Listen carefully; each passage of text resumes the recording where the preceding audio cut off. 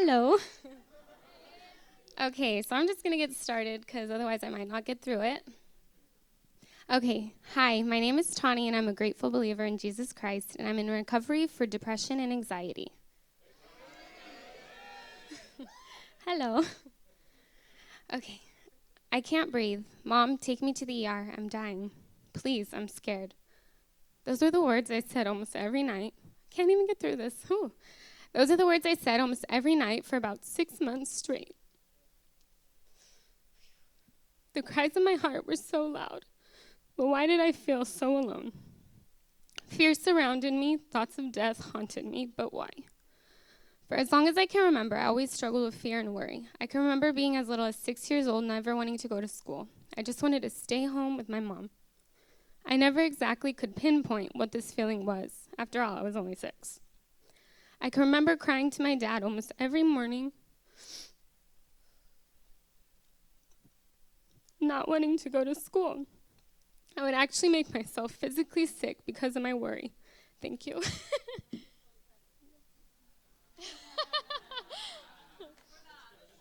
Okay. Still to this day, I don't quite understand it, but there was one thing I remember, and that's how real this fear was. Let me think logically for a second. 6 years old, an age where you're supposed to be carefree, loving life, and naive to the pain in the world, playing with babies, Hot Wheels, and Legos. I mean, let's be honest here. What in the world could a 6-year-old child have to worry about? Should be nothing. However, this wasn't the case for this 6-year-old.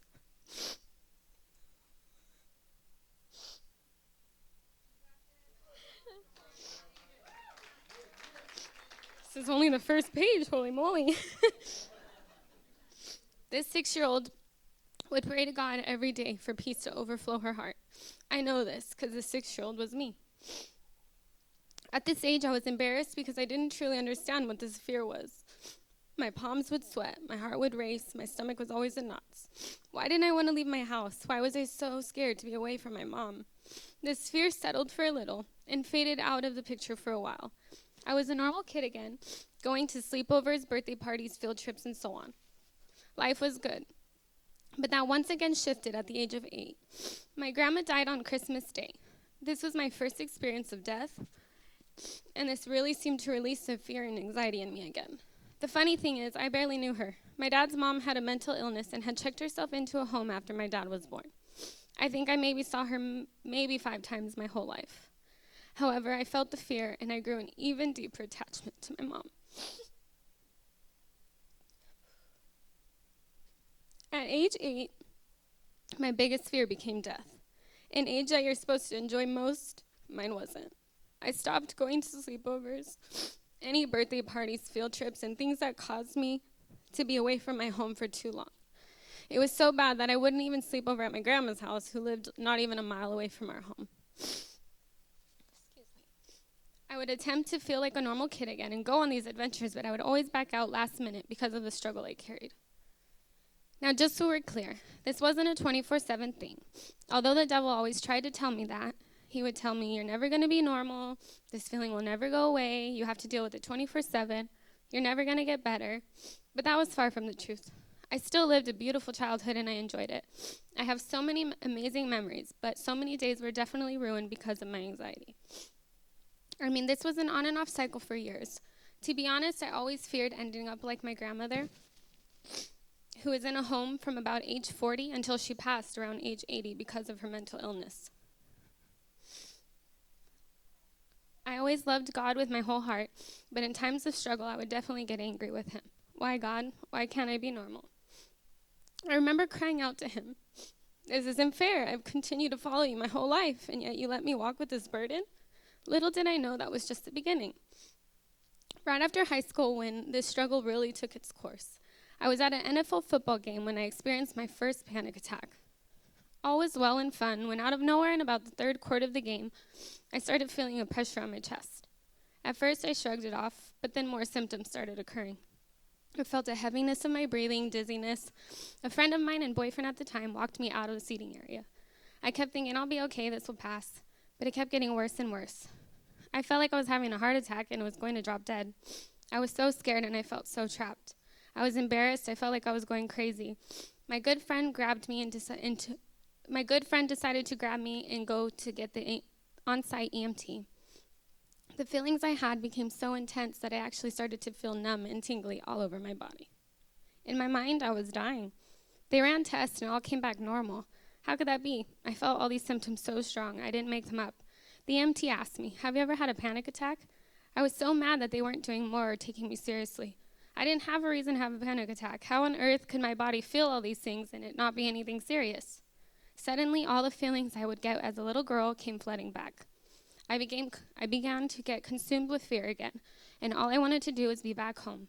I wanted to be back home with my mom because she was the only one I could talk to about this and not feel crazy.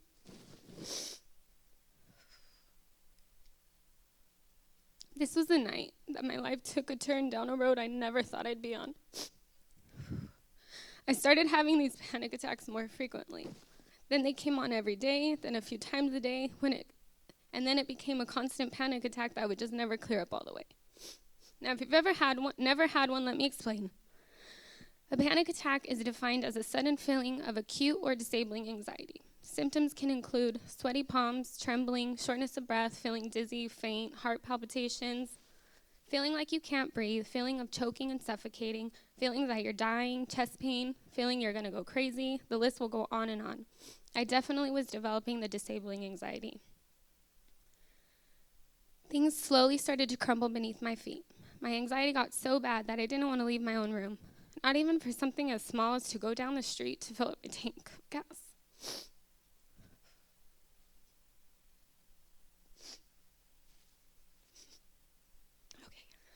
Depression would often kick in when it would get that bad, and I would question my own life, telling God that I don't want to live if it's going to be like this.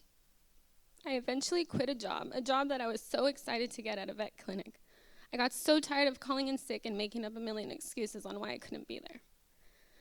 I was also a full-time student in college at the time, but I skipped so many classes I can't even count. I remember the drive to school was only about 25 minutes, and just that little drive, I would have to call my mom to talk me through my panic and pray and worship the whole way just to get me there. I would slip into class for a roll call, and soon after sneak out. During this time, I was still with my boyfriend. He tried to understand it and be there for me, but he wanted to go out and have fun, and I was stuck in my room. He started being very distant with me and eventually completely shut me out of his life after being together for 5 years. I was crushed. We hung out together every day for 5 years. He wasn't just my boyfriend, but he was my best friend, and from one day to the other, he pretty much cut me out of his life. I tried calling, texting, everything I could to figure out what went so wrong, but I was constantly ignored. It was when I gave up that he showed up at my doorstep at 2 a.m., completely wasted, when as far as I knew, he didn't even drink. He sat on the curb and stared straight at nothing. I finally asked him, "What is it that you've done that you can't even look at me?" Because of his high intoxication, he went on in full detail on how he had lost his virginity with someone, and he had been cheating on me for over a year with tons of different women. My heart sank. He continued to tell me that it wasn't fun being with someone who was a goody-good, and that if I would have just had sex with him, none of this would have happened. Amen. I laid there on the concrete crying as he drove away. My self-esteem was as low as it could be, and I blamed myself for his actions. I blamed myself for not being that girl that he needed, but most of all, I blamed my anxiety. The anxiety I had was still there, and I was barely getting through college. I met a girl in my classroom who I found so easy to open up to about everything I was going through. She was the first person besides my mom that I really told in detail about my anxiety, depression, and now broken heart. She was a godly woman who spoke such life over me. She pretty much carried me through the class by sending me the class notes and assignments for every time I would skip. She was so understanding on the struggle I was having, and not once talking to her did I feel like I was crazy. I decided to finally see a psychiatrist because my anxiety had disabled me for already about 6 months. Depression left me feeling hopeless and so alone. I was so against taking medicine, but I felt I couldn't stand being captive in my own mind any longer. I tried being open at the old church I attended at the time, but I got tired of hearing the same old things. You don't pray enough. Your faith needs to be stronger. You don't trust God. Pray it away. It's all in your head. Yes, anxiety is in your head. Depression is in your head. However, mental illness and chemical imbalances of the brain do exist. And I knew my anxiety was beyond something that I can control 100%. When people would make comments like that, I would get so angry. Didn't they realize I was on my knees every single night, begging and crying to God, take it away and heal me? Didn't they know I followed God my entire life and had been praying for this since I was 8? I know there are ways to fight depression and anxiety without medication, but I also know that sometimes the fight is bigger than ourselves. I got so tired of feeling defeated by my own mind every day, I decided to get on the medication. When you need medicine for a bodily sickness, it's okay, but saying it's for your mind, suddenly people tend to look at you different. I had so many people from my old church tell me, you don't need them, why are you taking them? I felt so discouraged for taking them, I just decided to keep it to myself and not be open about it to anyone. After taking the antidepressant for about only 2 weeks, I, for the first time in 6 months, had a day without any panic attacks whatsoever. All I could do was thank God for getting me to a state where I could think clear. Days went by and still no panic attacks. Life was feeling so great again. I prayed to God to bring me the right guy in his timing. He's sitting right there. And that's just what he did. About a year later, I met a man of God volunteering at a church harvest festival.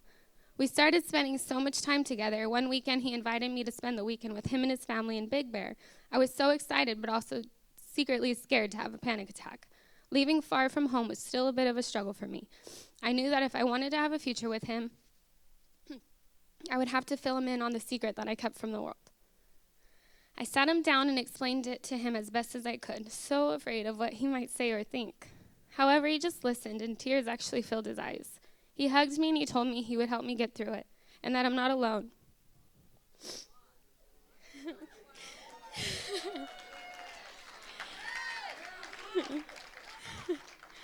He said it with such a sincerity in his heart, I knew he meant it. The next day, he told me that he had stayed up late researching it to get a better understanding of what it was I went through.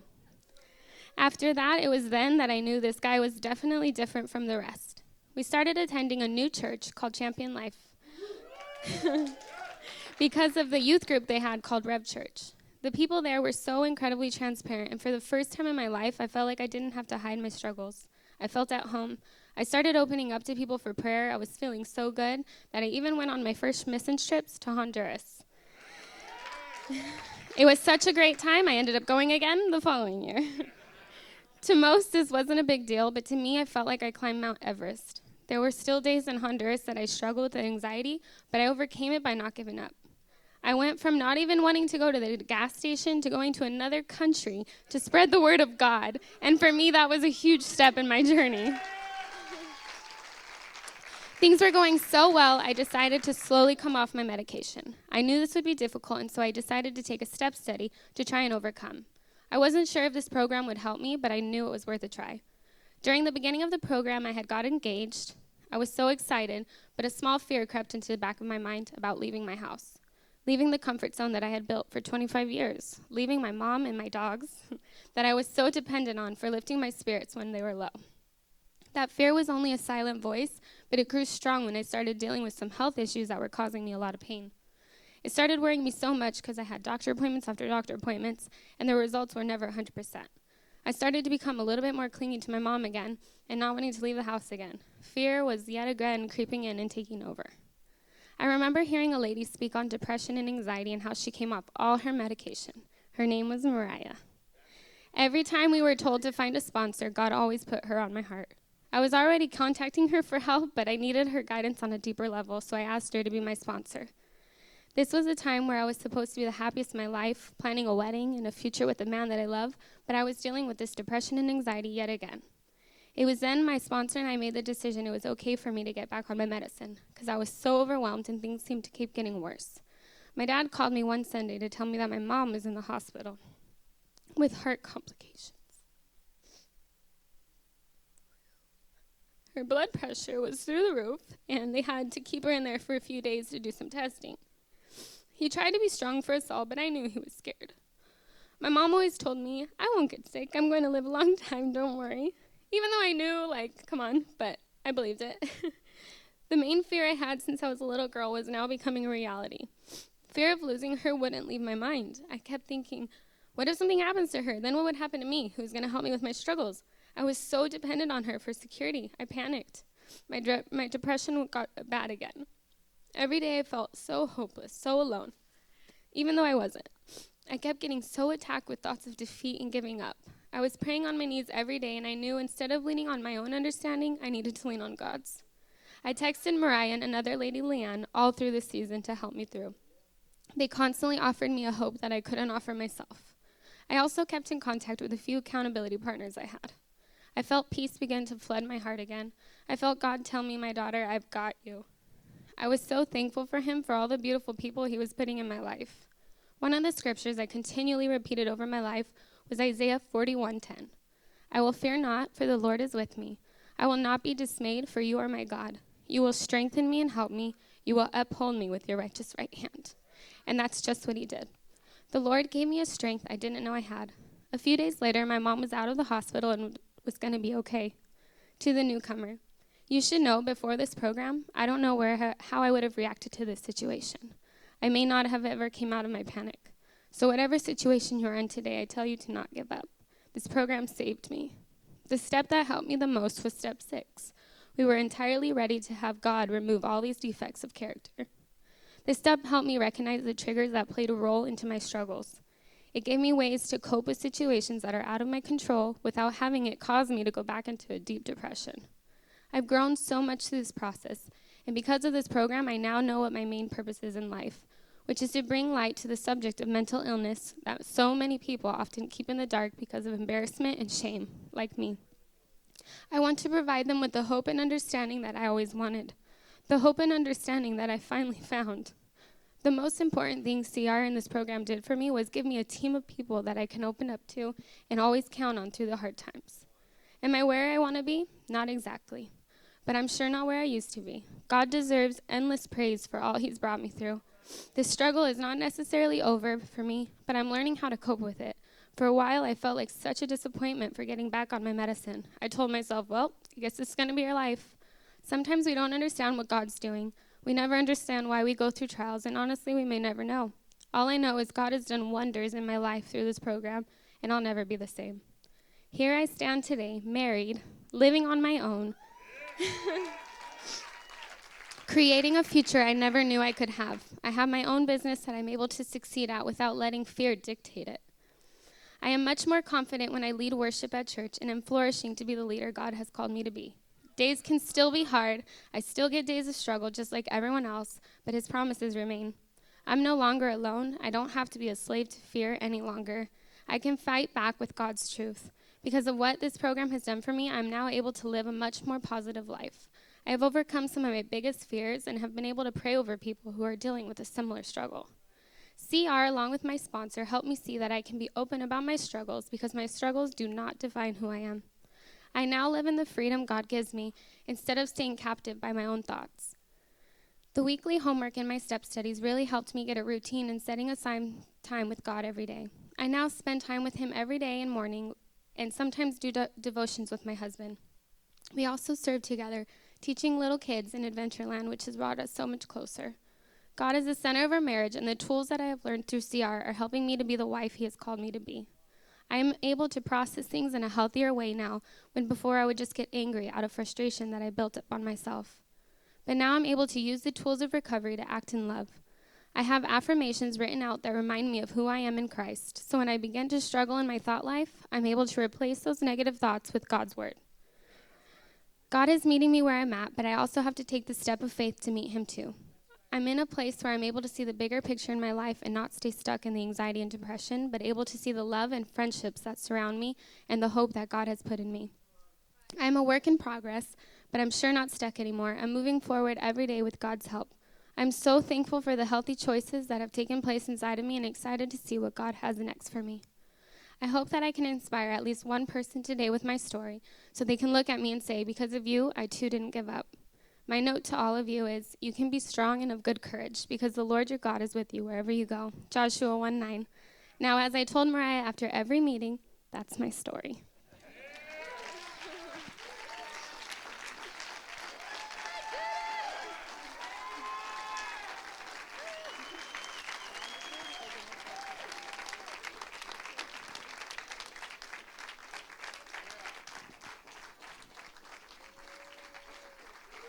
Wow.